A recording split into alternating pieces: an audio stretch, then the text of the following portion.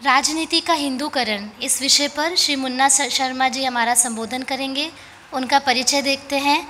दिल्ली से आए श्री मुन्ना शर्मा जी अखिल भारत हिंदू महासभा के राष्ट्रीय अध्यक्ष हैं।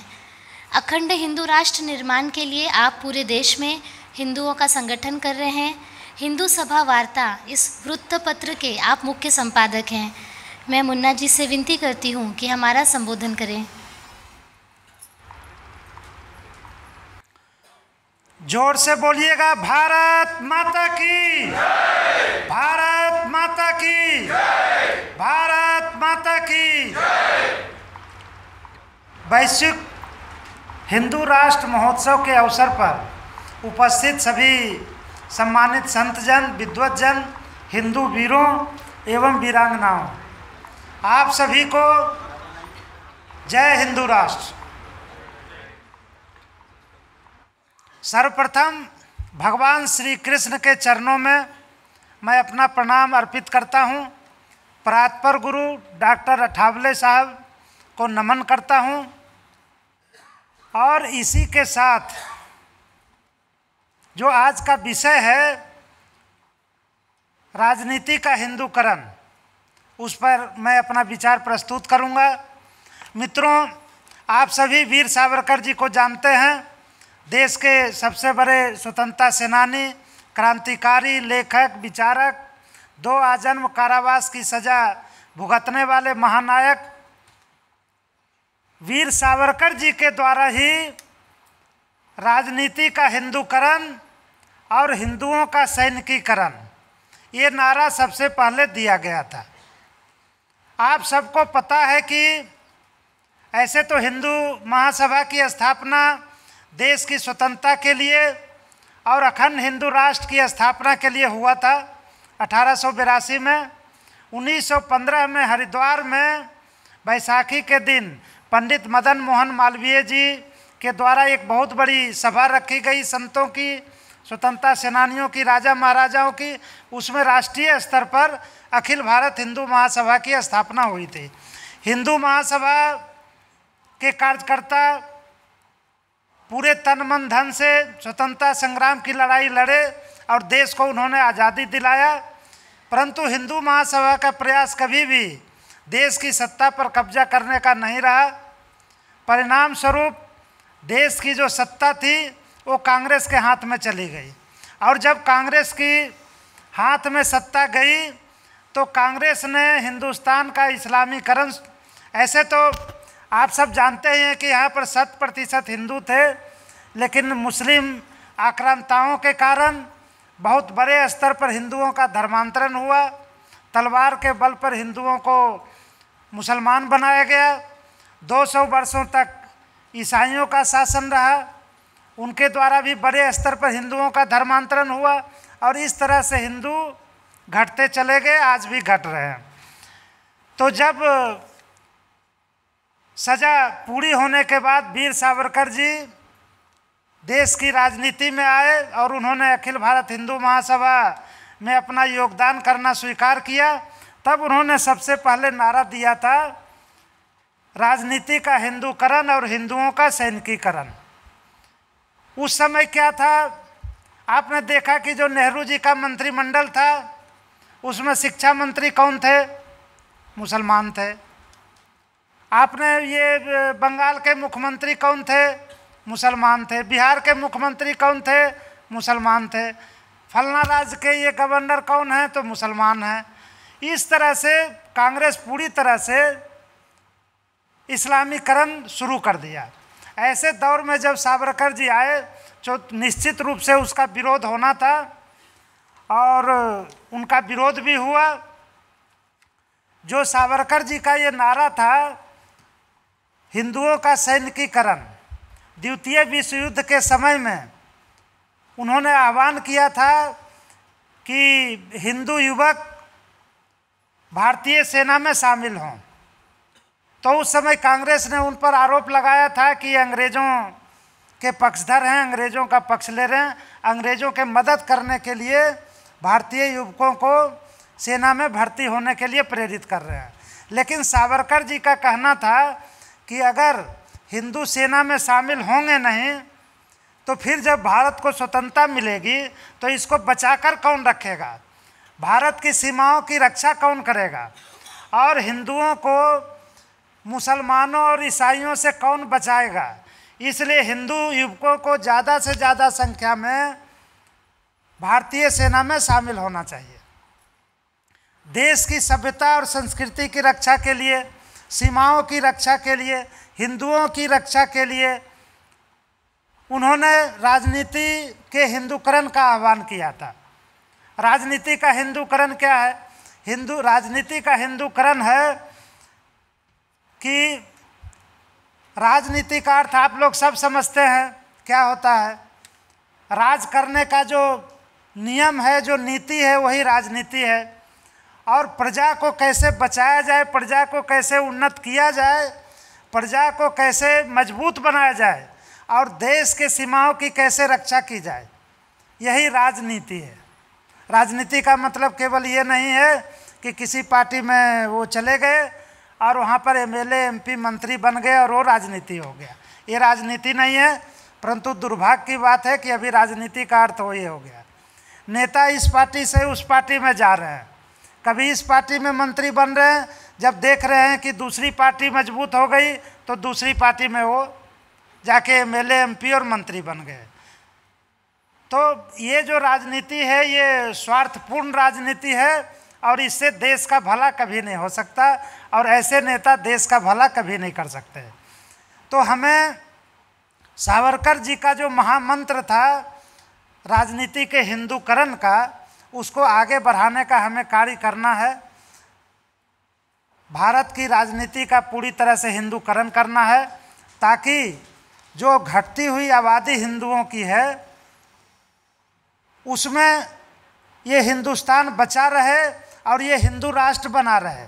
जब यहाँ पर 100% हिंदू ही थे तो निश्चित रूप से ये हिंदू राष्ट्र था। और अभी भी हम यहाँ पर करीब 69% हैं आबादी में, तो अभी भी ये हिंदू राष्ट्र है। और अगर हम अपनी जनसंख्या को बचा कर रखें और हम बहुसंख्यक बने रहे तो भी ये हिंदू राष्ट्र रहेगा। तो हमें राजनीति का हिंदूकरण करके इसको हिंदू राष्ट्र बना के रखना है। हमें हिंदुओं की रक्षा करनी है, हिंदू साधु संतों की रक्षा करनी है, हिंदूवादी नेताओं की रक्षा करनी है और जो ये विश्व गुरु कहलाता था हिंदुस्तान, उसको पुनः वापस लाना है उस दर्जे को और फिर से एक बार हिंदुस्तान को विश्व गुरु बनाना है। इसीलिए हिंदुओं का राजनीतिकरण आवश्यक है। हिंदुओं का राजनीतिकरण यहाँ के मंदिरों की रक्षा के लिए ज़रूरी है। आप देख रहे हैं कि हिंदू मंदिर कई जगह तोड़े जा रहे हैं, कहीं कहीं सरकारों के द्वारा तोड़े जा रहे हैं, विकास के नाम पर तोड़ा जा रहा है, परंतु उसका विरोध करने वाला कोई नहीं है। कोई भी सरकार मस्जिद तोड़ने की हिम्मत नहीं करता क्योंकि उसका भारी विरोध होता है। मुसलमानों के नेता और आम मुसलमान उसका विरोध करता है और मस्जिद तोड़ने नहीं देता। लेकिन हिंदुओं के मंदिर लगातार राज्य सरकारों के द्वारा और नगर निगमों के द्वारा तोड़े जा रहे हैं। लगातार सैकड़ों मंदिर तोड़े गए, किसी भी हिंदू ने विरोध नहीं किया और ये सब केवल विकास के नाम पर हुआ। और ये मंदिर मस्जिद बनता किस लिए है? मस्जिद ज़्यादा से ज़्यादा संख्या में इसलिए बनाए जा रहे हैं कि इस्लाम का प्रचार हो। आप अगर केरला जाइए तो देखिए कि ये चर्च और ये मस्जिद कितनी बड़ी संख्या में बढ़ती जा रही है और हिंदुओं द्वारा नए नए मंदिरों का निर्माण बहुत कम हो रहा है। जो पुराने पुराने मंदिर हैं केरल में वो ज़्यादातर वही है। तो हमें अपने मंदिरों को भी बचाना पड़ेगा, हमें साधु संतों को बचाना पड़ेगा, हमें अपने बहू बेटियों को भी बचाना पड़ेगा लफ्ज़ हाथ से। इसके लिए भी हिंदू का राजनीतिकरण जरूरी है। आप देखते हैं कि ये कितने बड़े स्तर पर षड्यंत्र के द्वारा हिंदू बहू बेटियों को फुसला करके बहला करके मुसलमान युवक शादी कर रहा है और अधिक से अधिक मुसलमान बच्चे पैदा करने का षड्यंत्र रच रहा है और उसके बाद उस हिंदू महिला के साथ कितना अत्याचार हो रहा है ये सब आप देख रहे हैं।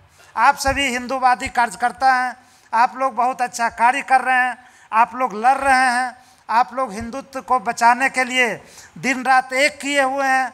आप देखते हैं कि कितनी समस्याएं आपके सामने आ रही है। अभी भी गौ माता की हत्या हो रही है।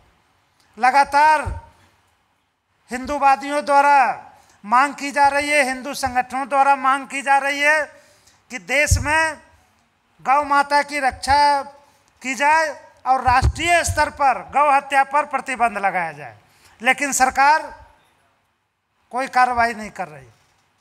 तो ये बड़े दुर्भाग्य की बात है कि अभी तक गौ माता की भी हत्या हो रही है। अब ये जो राजनीति का हिंदूकरण है वो और कोई नहीं करेगा, कोई सरकार नहीं करेगी। सरकार जो भी आती है वो केवल सरकार चलाती है, उसका वह हिंदू मुस्लिम उससे कुछ लेना देना नहीं है। तो ये राजनीति के हिंदूकरण का ही कमाल है। और आपका जो ये परिश्रम है, जो मेहनत है, जो जागरूकता आप लोग ला रहे हैं, हम सब ला रहे हैं, उसका ये परिणाम है कि मोदी जी को कहना पड़ा कि अगले कार्यकाल में हम एक समान नागरिक कानून लाएंगे। राहुल गांधी को जनेऊ पहनना पड़ गया, प्रियंका वाड्रा को मंदिर जाना पड़ गया, अखिलेश यादव को परशुराम मंदिर बनाने की घोषणा करनी पड़ी, ममता बनर्जी को चंडी पाठ करना पड़ा। तो ये सब जो अंतर आया है वो ये हिंदू जन जागृति समिति और आप सब जो पूरे देश से ये आए हुए हैं संगठनकर्ता, विभिन्न संगठनों के प्रतिनिधि, आपका जो प्रयास है, इस कारण से ये सब संभव हुआ है। लेकिन अभी हमें बहुत कार्य करने हैं और अभी बहुत आगे बढ़ना है। हिंदू काफ़ी पीछे चला गया है। आप जानते हैं कि जब नरसिम्हा राव प्रधानमंत्री था उस समय ये अयोध्या वाली घटना हुई थी। तो जब अयोध्या में घटना घटी और वो जो तथाकथित सेक्युलरवादियों द्वारा जो कहा जाता था कि यहाँ पर मस्जिद है जहाँ पर भगवान रामलला प्रकट हुए थे, तो वो तथाकथित मस्जिद टूटने के बाद नरसिम्हा राव ने एक कानून लाया था, टेम्पल एक्ट। उस टेम्पल एक्ट के द्वारा कानून में यह प्रावधान किया गया, भारत के कानून में, कि अयोध्या के बाद अब किसी भी मंदिर पर हिंदू अपना दावा नहीं कर सकता। ये जो हिंदू टेम्पल एक्ट है उसका ये मुख्य विशिष्टता है। आप जानते हैं कि लगभग 3 लाख से अधिक मंदिरों को मुस्लिम आक्रांताओं के द्वारा तोड़ा गया। और हिंदू लगातार, जब हिंदुओं में जागरूकता आई, जब आप लोगों का प्रयास रंग लाने लगा, तो लोग मंदिर को फिर से वहाँ पर स्थापित करने का प्रयास करने लगे। इसी प्रयास में अयोध्या, काशी, मथुरा और भी कई मंदिर थे, चाहे वो लाल किला हो, चाहे वो कुतुब मीनार हो, ये सब कई जहाँ पर ये मस्जिद बना दिए गए, कहीं पर मीनार बना दिया गया हिंदू मंदिरों को तोड़ के। तो हिंदू कार्यकर्ता और हिंदू संगठन के लोग वहाँ पर फिर मंदिर बनाने के लिए प्रयास करने लगे। उसको नरसिम्हा राव की सरकार ने देश के संसद में कानून बना के उसको, उस प्रयास को रोक दिया।